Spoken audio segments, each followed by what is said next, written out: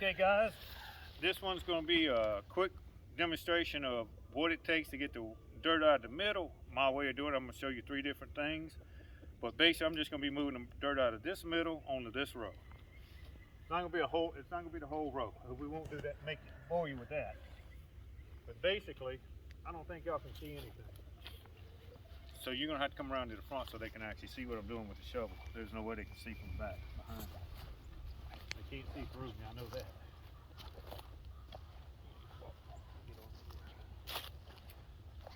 Now, y'all might be able to see this as Stacy's moving. She's recording this for me. I can't do both. This definitely takes both hands. One of the things I'm actually doing, I don't know if y'all can see it, but this hand back here, I'm actually using my leg to push this dirt. Because I got a little bit of tendonitis right now in my elbow. And so it's kind of hard for me to do this with pushing. So my leg is actually pushing my arm. So this is, like I said, this is my preferred way. And I used to have a skinnier shovel, but this one is a stall cleaning shovel. But it actually is just about the right length or width to fit this thing. That way I can do it all with one scoop. Whereas before with my other one, I was having to do 2. I had to go down both sides. That's where a little bit of grass is still caught underneath. So I'm just taking that out. But I am going to show y'all with the hoe and the rake, a different style of doing this. Just a short period of it. What you can do but this is kind of heavy when you start picking this up. So the other one you just have to do a lot more strokes. You don't move as much at one time. I didn't move much at all that time. But this is just what I'm doing. I till up the middle, and I throw it up here, and then I got to level it off with a rake. And y'all will get to see that too. Y'all have seen it in other videos I've done a while back, making roads when I made them across the road. And then this is grass that has a rhizome. I throw that out of here because I'm not trying to have to weed any more than I have to. So I run across them, I throw them out.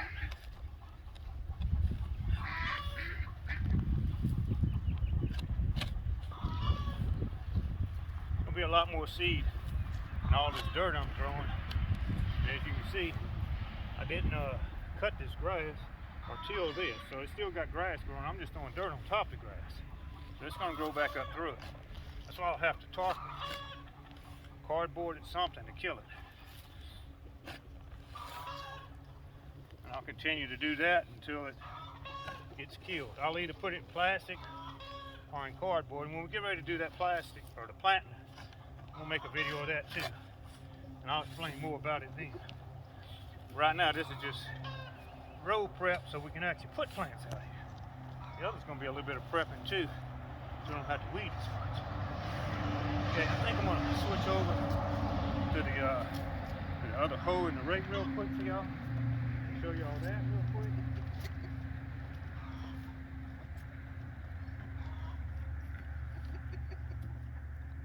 This is a hardback rake. I don't know how well y'all can hear that, so I'm going to wait till I get back down here. This is a hardback rake, and you can pull it out kind of like this. You just have to chop it in and pull it. And one of the other things that I can do with this also is I can spread it some. Because it does have to be spread out and leveled off. So this is the coarse spreading, we'll call it. I'm still going to show y'all the hoe. I want to come down to here. Pull this back. Pull this a little bit more this way. Okay guys, this is going to pull up a few more of these rhizomes that you'll see once I start spreading it. And when I see them, I'll just throw them out. But I'm going to show you in a minute. I'm going to use a different rake, and it's going to bring a lot more of them to the surface. But for right now, like I said, this is more of a coarse type spreading, just to get it kind of flattened out a little bit. But I'm fixing to move to a big wide yellow rake, and that's kind of to finish off how wide it's going to be. when everything is said and done. I use it, it's not quite 30 inches wide. I think it's only like 26, but I know about what 4 inches looks like whenever we're doing it. But like I said, I want to show you a little bit of all the different tools that I use when I'm making this bed up. So like I said, I won't bore y'all with making a whole garden. I'll let y'all see, in bits and pieces. But basically, when I'm using this rake, I'll show y'all something about this rake that y'all probably don't know unless you've seen it from a different video, and why this rake works so good to move this dirt. It's got a hidden set of teeth that you can't see, but I'm going to show them to you. That way you'll see them. And they're actually what's doing the work right now. It's not these little things out here. Underneath here, there's a second row of teeth. These right here, and you can see all the dirt that's on them. They're actually the ones that work kind of like the hardback rake that's moving the dirt. This right here just leveled it off a little bit, but this is actually the teeth that are doing the work. And like I said, looking at it from the top, you can't see them that good. When I put it down like that, you can see those teeth, and it works really good. That's why I bought this rake. They make another rake that's more metal, and I'm actually going to make one. I have a welding machine now, but I wasn't going to buy it because that metal rake is about $150, and this one was about $30. The other one has two advantages that this one doesn't have. It's 30 inches wide, which is good. It also has a flat bar that goes across the top of it right here. So you can actually flip it upside down, and that bar is about, I don't know if you can tell that, but about an inch. So it's about an inch or maybe a little bit more. And you can actually use it upside down to scrape stuff, that whole thing. And then it's got teeth, they're wider metal spring teeth. And I have some galvanized drawer separators that I'm going to use to make them out of. I'm going to cut the slots to make the teeth, and I'm going to put the other piece on the top of it to make the other part. And you can see that grass right there that I'm uncovering. That's actually the dirt that was here originally. So you can see how much more, but I'm starting to stand now on the dirt that I need to throw. So what we're going to do now is we're going to swap over to the hoe, and I'm going to show you it in action. And then, like I said, I got a couple more things I was going to show you real quick. And then, and this hoe is a very old hoe, very worn out.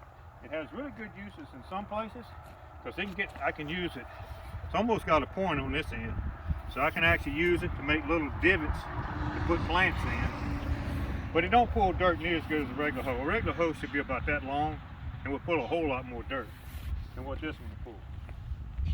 But what it is good for, and I don't think y'all can see it from where Stacy is now, she's probably going to have to come stand in the middle. She's probably going to have to stand in that middle over there. So she's going to be moving. It's kind of hard. She's got to step over all these rows. But what this hoe is good for is these edges. I can pull up the dirt tight to where it was cut with the tiller. So I can get the last of that dirt out of there that I wasn't able to get out with the shovel or even the rake. And that's what it's good for. It's also good for cleaning up the ones that are on the end. So, but that's what I said. I wanted to show y'all kind of all the tools I use, how I use them, and that's just a piece of something I want to get out of that middle. This old stick of some sort. Probably was dogwood. But anyway, that's what I was going to show y'all, so we can clean up the edges, get that last little bit of dirt out of there with this hoe. That's what it works the best for. So I'm going to pull up what I've already done with the shovel. I'm going to do a few more minutes with the shovel, and you can, I don't know how well it shows up on camera, but I can see it really good right here where the road kind of comes in. And that's okay. Like I said, I can measure it and I can put a string and I can come back with that rake and I can straighten it all out and make it the right size. Some of the dirt will fall into the middle in some areas. Some of them I might have to take the shovel and dig it out of. I have a flat blade spade that I'm not going to show you right now. But if I have to straighten them up too much when I'm planting them, I'll show you that. And I can use it just to go down and knock a little bit of the row off if it's too wide. That's the only reason I ever need to use it. If the row happens to be too wide somewhere, I can use that and then pull it back up. What I'm going to do is switch sides, and Stacy can switch sides, and I'm going to do the same thing I just did to the other side. And in this row, other than when I finish pulling out the middle of it, it's going to be done other than me, like I said, leveling it back off with that big yellow rake. That's going to take a little bit longer, and I got to really get it all pulled up here. All the dirt will have to be brought out of the middle onto the top before I use that rake finally. I was just showing y'all a brief version of what it does and how I use it to get the rows level and the right width. That's the final thing that I use to make them look kind of good. Now here's some more of them rhizome roots. That yellow rake will also pull a lot of these out when I go over it with the yellow rake. Got to pull a lot of those, brings them up to the surface like these. And I just throw them out. Here's a big one. That's St. Augustine grass.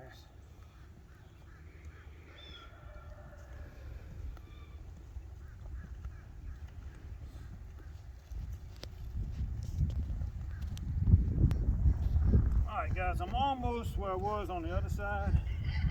So we're going to stop doing this part here. I'm going to grab a little few of these things out of here. I'm going to show y'all one other tool I'm using right now, and why I'm using it, and where I'm using it. And then that's going to be the end of this video. I'm going to step over and get out of this middle before I pack all that stuff I tilled. This right here is a big, I don't know if it's Johnson grass or what it is, but some type of sorghum that I don't want. And you can see that big old root ball. And each one of these things has got a rhizome. So each one of these stalks that you see sticking up, if I was to separate this out, would make a new plant that's this big. Start off as one, kind of like my bunch of onions. It go from being one of these to a whole bunch of these.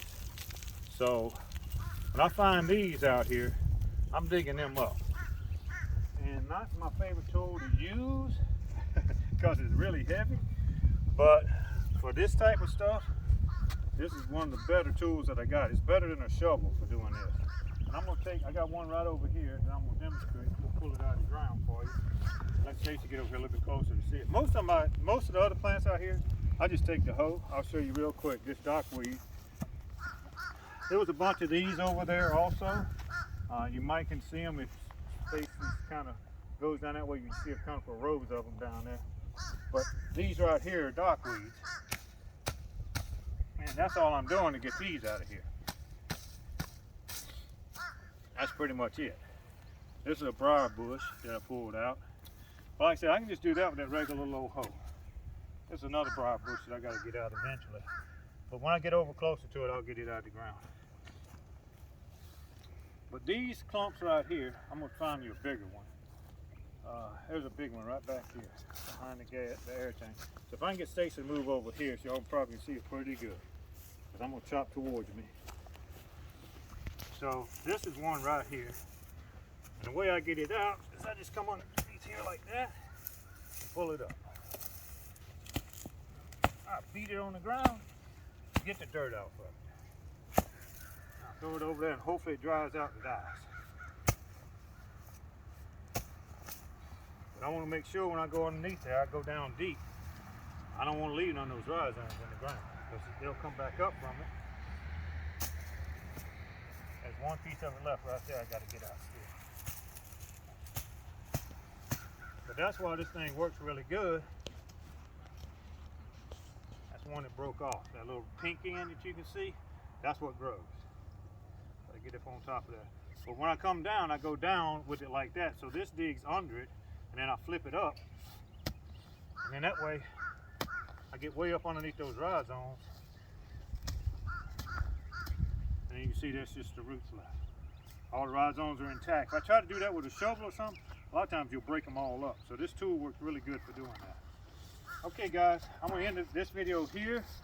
we're gonna make one more of me actually running the tiller to make the middle. It's gonna go right here, and you'll see that one before you see this video. So we'll see you in the next one.